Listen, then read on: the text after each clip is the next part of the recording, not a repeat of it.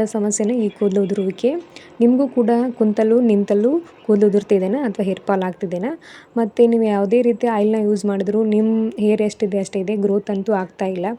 ಯಾವುದೇ ರೀತಿ colour use ಮಾಡಿದ್ರು ಹೇರ್ ಕೂಡ ಕಲರ್ ಆಗ್ತಾಯಿಲ್ಲ ಅಂತ ಚಿಂತೆ ಮಾಡ್ತಾಯಿದ್ರೆ, ಹಾಗಾದರೆ ಅದೆಲ್ಲ ಚಿಂತೆ ಬಿಡಿ. ನಾನು ತೋರಿಸೋ ಈ ಒಂದೇ ಒಂದು ಬ್ಯೂಟಿಫುಲ್ ರೆಮಿಡಿನ ನೀವು ಟ್ರೈ ಮಾಡಿ. ಸೊ ನಿಮ್ಮ ಕೂದಲು ಗ್ರೋತ್ ಆಗುತ್ತೆ ಮತ್ತು ಹೇರ್ ಫಾಲ್ ಕೂಡ ಕಂಟ್ರೋಲ್ ಆಗುತ್ತೆ. ಅದೇ ರೀತಿ ನಿಮ್ಮ ಕೂದಲು ಶೈನಿಂಗು ಕೂಡ ಆಗುತ್ತೆ.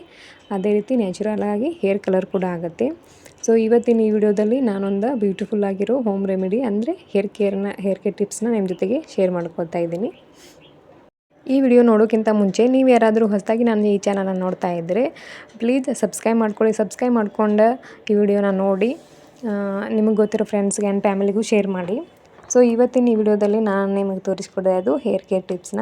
So welcome back to my YouTube channel Shritej Kannada logs. So ಎಲ್ಲರಿಗೂ ಮತ್ತೊಮ್ಮೆ ಆತ್ಮೀಯ ಸ್ವಾಗತ. ಇವತ್ತಿನ ಈ ವಿಡಿಯೋದಲ್ಲಿ ಒಂದು ಬ್ಯೂಟಿಫುಲ್ ಆಗಿರೋ ಮೆಹಂದಿ ಪ್ಯಾಕ್ನ ನಾನು ನಿಮ್ಮ ಜೊತೆಗೆ ಶೇರ್ ಮಾಡ್ಕೊಳ್ತಾ ಇದ್ದೀನಿ. ನಾನು ಇಲ್ಲಿ ತೊಗೊಂಡಿರೋದು ನಿಶಾ ಮೆಹಂದಿ ಪ್ಯಾಕೆಟ್ನ. ಇದು ನ್ಯಾಚುರಲ್ ಆಗಿ ಹೇರ್ ಕಲರ್ ಕೂಡ ಆಗುತ್ತೆ, ಶೈನಿಂಗು ಆಗುತ್ತೆ ಮತ್ತು ಸಿಲ್ಕಿ ಹೇರ್ ಆಗುತ್ತೆ. ಅದರ ಜೊತೆಗೆ ಇಲ್ಲಿ ದಾಸವಾಳ ಎಲೆಗಳು ತೊಗೊಂಡಿದ್ದೀನಿ. ಅದರ ಜೊತೆಗೆ ದಾಸವಾಳ ಹೂವು ಕೂಡ ತೊಗೊಂಡಿದ್ದೀನಿ. ದಾಸವಾಳ ಹೂವು, ದಾಸವಾಳ ಎಲೆ, ಆಮೇಲೆ ಇದು ಅಲೋವೆರಾ, ಇದು ಒಂದು ಬೌಲ್ ತೊಗೊಂಡಿದ್ದೀನಿ. ನೀವು ಇದನ್ನಿಷ್ಟು ಎಲ್ಲ ತೊಗೊಂಡು ಯೂಸ್ ಮಾಡಿದ್ರೆ ಇದರಿಂದ ನಿಮ್ಗೆ ಏನದು ಅಲೋವೆರಾದಿಂದ ಹೇರ ಸ್ಮೂತ್ ಆಗುತ್ತೆ. ದಾಸವಾಳ ಹೂವು, ದಾಸವಾಳ ಎಲೆಯಿಂದ ಹೇರ್ ಗ್ರೋತ್ ಆಗುತ್ತೆ. ಇಲ್ಲಿ ನಾನು ಕಾಫಿ ಪೌಡರ್ ತೊಗೊಂಡಿದ್ದೀನಿ. ಅಂದರೆ ಬಿಸಿನೀರಿಗೆ 2 ಟೇಬಲ್ ಸ್ಪೂನ್ ಕಾಫಿ ಪೌಡರ್ನ ಹಾಕಿ ಮಿಕ್ಸ್ ಮಾಡಿ ಇಟ್ಕೊಂಡಿದ್ದೀನಿ. ಇದನ್ನು ಏನದು ಕುದಿಸಿದರೆ ಅದರಲ್ಲಿರೋ ಅಂಶ ಎಲ್ಲ ಹೋಗಿಬಿಡುತ್ತೆ. ಹಾಗಾಗಿ ಬಿಸಿನೀರಿಗೆ 2 ಟೇಬಲ್ ಸ್ಪೂನು ಕಾಫಿ ಪೌಡರ್ನ ಹಾಕ್ಕೊಂಡು ಮಿಕ್ಸ್ ಮಾಡಿ ಇಟ್ಕೊಳ್ಳಿ. ಇದರಿಂದ ಹೇರ್ ಕಲರ್ ಆಗುತ್ತೆ. ಇವಾಗಿಲ್ಲಿ ನಾನು ತೋರಿಸ್ತಾ ಇರೋದು ಒಂದು ಎಗ್ಗು. ಈ ಎಗ್ ವೈಟ್ ಅಂದರೆ ಎಗ್ಗನ್ನು ಪೂರ್ತಿಯಾಗಿ ಹಾಕ್ಕೊಳ್ಬೇಡಿ. ಹಳದಿ ಹಾಕ್ಕೊಂಡ್ರೆ ಅದು ಕೂದಲು ಸ್ಮೆಲ್ ಬರುತ್ತೆ. ನೀವು ಹಾಕ್ಕೊಳ್ತೀನಿ ಅಂದರೆ ಹಾಕ್ಕೊಳ್ಬೋದು, ಅದು ನಿಮಗೆ ಬಿಟ್ಟಿದ್ದು. ಆದರೆ ಎಗ್ ವೈಟ್ ಅಷ್ಟೇ ಹಾಕ್ಕೊಂಡ್ರೆ ಅಂದರೆ ಎಗ್ ವೈಟಿಂದ ಹೇರ್ ಫಾಲ್ ಕಂಟ್ರೋಲ್ ಆಗುತ್ತೆ. ಆಮೇಲೆ ಕೂದಲು ಬಿಸಿಲಿಗೆ ಹೋದರೆ ಶೈನಿಂಗ್ ಬರುತ್ತೆ. ಇವಾಗ ನಾನಿಲ್ಲಿ ದಾಸವಾಳ ಹೂವು, ದಾಸವಾಳ ಎಲೆ ಮತ್ತು ಅಲೋವೆರಾನ ಮಿಕ್ಸ್ ಮಾಡ್ಕೊಳ್ತಾ ಇದ್ದೀನಿ. ಇದನ್ನು ಒಂಥರ ಪೇಸ್ಟಾಗಿ ರೆಡಿ ಮಾಡ್ಕೊಳ್ಬೇಕು ನೀವು. ಈ ಥರ ಒಂದು ಮಿಕ್ಸಿ ಬೌಲ್ಗೆಲ್ಲನೂ ಹಾಕಿ ಪೇಸ್ಟ್ ಮಾಡ್ಕೊಳ್ಳಿ. ಇವಾಗ ನಾನಿಲ್ಲಿ ಪೇಸ್ಟ್ ಮಾಡ್ಕೊಂಡು ಬಂದಿದ್ದೀನಿ. ನೋಡಿ ಎಷ್ಟು ಚೆನ್ನಾಗಿ ನೀಟಾಗಿ ಸಣ್ಣಗೆ ಪೇಸ್ಟ್ ಆಗಿದೆ ಅದು. ಈ ಪೇಸ್ಟನ್ನು ನೀವು ಮೆಹಂದಿ ಒಳಗೆ ಹಾಕಿ ಯೂಸ್ ಮಾಡೋದ್ರಿಂದ ನಿಮ್ಮ ಹೇರ್ ಗ್ರೋತ್, ನೀವು ಎಷ್ಟೇ ಯಾವುದೇ ಥರ ಆಯಿಲ್ ಯೂಸ್ ಮಾಡಿದ್ರೂ ಒಟ್ಟು ಹೇರ್ ಗ್ರೋತನ ಆಗ್ತಿಲ್ಲ, ಅಂದರೆ ಬೆಳವಣಿಗೆ ಆಗ್ತಿಲ್ಲ, ಎಷ್ಟಿದ್ದದ್ದು ಅಷ್ಟೇ ಇರೋ ಅನ್ನೋರು ಇದೊಂದು ಪ್ಯಾಕ್ ಕೂಡ ನೀವು ನಿಮ್ಮ ಮೆಹಂದಿ ಒಳಗೆ ಹಾಕಿನೂ ಅಪ್ಲೈ ಮಾಡ್ಕೋಬೋದು. ಇಲ್ಲ ಅದೇ ರೀತಿ ಡೈರೆಕ್ಟಾಗಿ ನೀವು ಹೇರಿಗೂ ಅಪ್ಲೈ ಮಾಡ್ಕೋಬೋದು. ಡೈರೆಕ್ಟಾಗಿ ಹೇರ್ಗೆ ಅಪ್ಲೈ ಮಾಡಿದ್ರೆ ಸ್ವಲ್ಪ ಇದಾಗುತ್ತೆ ಅಂತ ನಾನು ಮೆಹಂದಿಯಲ್ಲೇ ಎಲ್ಲನೂ ಹಾಕಿರ್ತೀನಿ. ಹಾಗಾಗಿ ಇಲ್ಲಿ ನೋಡಿ ನಾನು ಎಗ್ ಹಾಕ್ತಾಯಿದ್ದೀನಿ. ಇದು ಎಗ್ ವೈಟ್ ಅಷ್ಟೇ. ಈ ಥರ ಒಂದು ಹೋಲ್ ಮಾಡ್ಕೊಳ್ಬೇಕು ನೀವು. ಯಾಕಂದ್ರೆ ಪೂರ್ತಿ ಒಡ್ಕೊಂಡ್ಬಿಟ್ರೆ ಎಲ್ಲ ಬಂದುಬಿಡುತ್ತೆ. ಅದು ಸ್ವಲ್ಪ ಮೇಲೇ ಸ್ವಲ್ಪ ಚಿಕ್ಕದಾಗಿ ಹೋಲ್ ಮಾಡಿಕೊಂಡು ಎಗ್ ವೈಟ್ ಅಷ್ಟೇ ನೀವು ಮೆಹಂದಿ ಪ್ಯಾಕ್ ಒಳಗೆ ಹಾಕ್ಕೋಬೇಕು. ಇದನ್ನು ಯೂಸ್ ಮಾಡೋದ್ರಿಂದ ನಿಮ್ಗೆ ಹೇರ್ ಅಂದರೆ ಕೂದಲು ಭಾಳ ಉದ್ರಾಕತ್ತಿತ್ತು ಅಂದ್ರೆ ಕಡಿಮೆ ಆಗ್ತೈತಿ. ಅದ್ರ ಜೊತೆಗೆ ಹೇರ ಶೈನಿಂಗ್ ಕೂಡ ಬರ್ತೈತೆ ನೋಡಿರಿ ಎಗ್ ವೈಟ್ ಯೂಸ್ ಮಾಡೋದ್ರಿಂದ. ಆನಂತರ ನಾನಿಲ್ಲಿ ಪೇಸ್ಟ್ ಮಾಡ್ಕೊಂಡಿದ್ನಲ್ಲ ದಾಸವಾಳ ಹೂವು, ದಾಸವಾಳ ಎಲೆ ಮತ್ತು ಅಲೋವೆರಾ ಎಲ್ಲನೂ ಮಿಕ್ಸ್ ಮಾಡ್ಕೊಂಡಿದ್ನಲ್ಲ ಅದು ಪೇಸ್ಟ್ ಇಲ್ಲಿ ಹಾಕ್ಕೊಳ್ತಾ ಇದ್ದೀನಿ. ಇದನ್ನು ನೀವು ಬೆಳಗ್ಗೆ ಹಚ್ಕೋತೀನಿ ಅಂದರೆ ಓವರ್ ನೈಟ್ ಎಲ್ಲ ಕಲಿಸಿಡಿ. ಇಲ್ಲ ಸಾಯಂಕಾಲ ಹಚ್ಕೋತೀನಿ ಅಂದರೆ ಬೆಳಗ್ಗೆ ಕೂಡ ಕಲಿಸಿಡ್ಬೋದು. ಇದನ್ನು ಹಾಕೋದ್ರಿಂದ ಕೂದಲು ತುಂಬಾ ಬೆಳವಣಿಗೆ ಆಗುತ್ತೆ. ಆನಂತರ ಇಲ್ಲಿ ಕಾಫಿ ಪೌಡರ್ನ ಬಿಸಿನೀರಿಗೆ ಹಾಕಿ ತೊಗೊಂಡಿದ್ದೀನಿ. ಅದನ್ನು ಕುದಿಸಿದ್ರೆ ಅದರಲ್ಲಿರೋ ಅಂಶ ಎಲ್ಲ ಹೋಗ್ಬಿಡುತ್ತೆ. ಹಾಗಾಗಿ ಬಾಯ್ಲ್ ಅಂದರೆ ಕುದಿಸಿರೋ ನೀರಿಗೆ 2 ಚಮಚದಷ್ಟು ನೀವು ಕಾಫಿ ಪೌಡರ್ನ ಹಾಕಿ ಮಿಕ್ಸ್ ಮಾಡಿ ಇಟ್ಕೊಳ್ರಿ. ನಾನಿವಾಗೆಲ್ಲ ಕಲಸಿ ರೆಡಿ ಆಗಿದೆ. ಕಲಸಿ ರೆಡಿ ಆದಮೇಲೆ ಈ ಥರ ಕಾಣ್ತಾ ಇದೆ ನೋಡಿ, ಎಷ್ಟು ಚೆನ್ನಾಗಿ ಕಲರ್ ಬಂದಿದೆಯಲ್ಲ. ಈ ಥರ ನೀಟಾಗಿ ನೀವು ಕಲಿಸ್ಕೊಂಡ್ಬಿಟ್ರೆ ನೀಟಾಗಿ ಕಲಿಸ್ಕೊಂಡ್ಬಿಟ್ರೆ ಈ ಥರ ಚೆನ್ನಾಗಿ ಕಲರ್ ಬರುತ್ತೆ. ಇನ್ನು ನೀವು ಹೇಗೆ ಹಚ್ಚಿದ್ರೆ ಅಂತ ತುಂಬಾ ಕಲರ್ ಆಗುತ್ತೆ. ಇದನ್ನು ನೀವು 15 ಡೇಸ್ಗೊಮ್ಮೆ ಅಂದರೆ 1 ತಿಂಗಳಲ್ಲಿ 2 ಸತ ಯೂಸ್ ಮಾಡೋದ್ರಿಂದ ನಿಮಗೆ ಇದರ ರಿಸಲ್ಟ್ ಗೊತ್ತಾಗುತ್ತೆ. ನೀವು ಒಂದೇ ಸಾರಿ ಯೂಸ್ ಮಾಡಿ ಮತ್ತು 6 ತಿಂಗಳು ಬಿಟ್ಟು ಮತ್ತೆ ಯೂಸ್ ಮಾಡ್ತೀನಿ ಅಂತಂದ್ರೆ ಅದರ ಬೆನಿಫಿಟ್ಸ್ ಏನೂ ಸಿಗೋದಿಲ್ಲ. ಸೊ ಇದು ಎಫೆಕ್ಟಿವ್ ಆಗಿ ನಿಮಗೆ ಹೇರ್ ಗ್ರೋತ್ ಆಗಬೇಕು, ಹೇರ್ ಫಾಲ್ ಕಂಟ್ರೋಲ್ ಆಗ್ಬೇಕಂದ್ರೆ ಏನಿಲ್ಲ ಅಂದರೂ 15 ದಿವಸಕ್ಕೊಮ್ಮೆ ನೀವು ಇದನ್ನು ಅಪ್ಲೈ ಮಾಡಿ. ಇಲ್ಲ ತಿಂಗಳಿಗೊಮ್ಮೆ ಆದರೂ ಅಪ್ಲೈ ಮಾಡ್ಕೋಬೇಕು. ನೀವು ಒಂದು ಸಾರಿ ಅಪ್ಲೈ ಮಾಡಿ 4 ತಿಂಗಳು ಬಿಟ್ಟೆ, 3 ತಿಂಗಳು ಬಿಟ್ಟೆ ಈ ಥರ ಎಲ್ಲ ಬಿಡೋಕ್ಕೆ ಹೋಗಬೇಡಿ. ಮಂತ್ಲಿ 15 ದಿವಸಕ್ಕೊಮ್ಮೆ ನಿಮ್ಗೆ ಆಗಲಿಲ್ಲ ಅಂದರೂ ತಿಂಗಳಿಗೊಮ್ಮೆ ಆದರೂ ನೀವು ಯೂಸ್ ಮಾಡ್ಕೊಳ್ಳಿ. ನನ್ನ ಹೇರ್ ನೋಡಿ ಇಲ್ಲಿ ಎಷ್ಟು ಸಿಕ್ಕಾಗಿದೆ.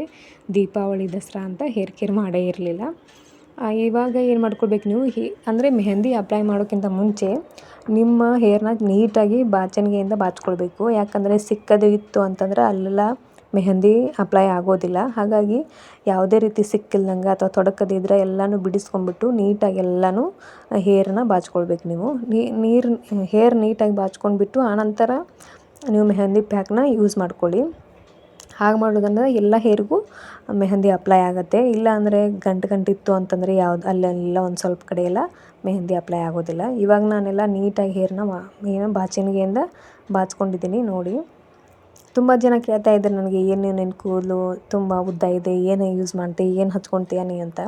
ಅದಕ್ಕೋಸ್ಕರ ಅವ್ರು ಕೇಳಿದ್ದಕ್ಕೂ ಆಯಿತು, ಎಲ್ಲನೂ ಆಯಿತು. ನಾನು ತುಂಬ ದಿನ ಹೇರ್ ಕೇರ್ ಮಾಡ್ಕೊಂಡಿರಲಿಲ್ಲ, ಎಲ್ಲನೂ ಆಯಿತು ಅಂತ ಇವತ್ತು ಈ ಮೆಹಂದಿ ಪ್ಯಾಕ್ನ ನಿಮ್ಮ ಜೊತೆಗೆಲ್ಲ ಶೇರ್ ಮಾಡ್ಕೊಳ್ತಾ ಇದ್ದೀನಿ. ಇದು ನನ್ನ ಹೇರ್ ಕೇರ್ ಏನದು ಸೀಕ್ರೆಟ್ ನೋಡಿರಿ. ನಾನು ಪ್ರತಿ ಸತ ಹೇರ್ ಕೇರ್ ಮಾಡುವಾಗ ಇದೇ ಮೆಹಂದಿ ಪ್ಯಾಕ್ನ ಯೂಸ್ ಮಾಡ್ತೀನಿ. ನೀವು ನಿಮ್ಮ ಕೈಗೆ ಹ್ಯಾಂಡ್ ಗ್ಲೌಸ್ ಆದರೂ ಹಾಕ್ಕೊಳ್ಳಿ, ಅಥವಾ ನೀವು ಕೈಲಿಂದನೂ ಅಪ್ಲೈ ಮಾಡ್ಕೋಬೋದು. ನಾನು ನಿಮಗೆ ಇದನ್ನೆಲ್ಲ ಅಪ್ಲೈ ಮಾಡ್ಕೊಳ್ತೀನಿ, ಹೇಗೆ ಅಪ್ಲೈ ಮಾಡ್ಕೊಳ್ತೀನಿ ಅಂತ ನೋಡಿ.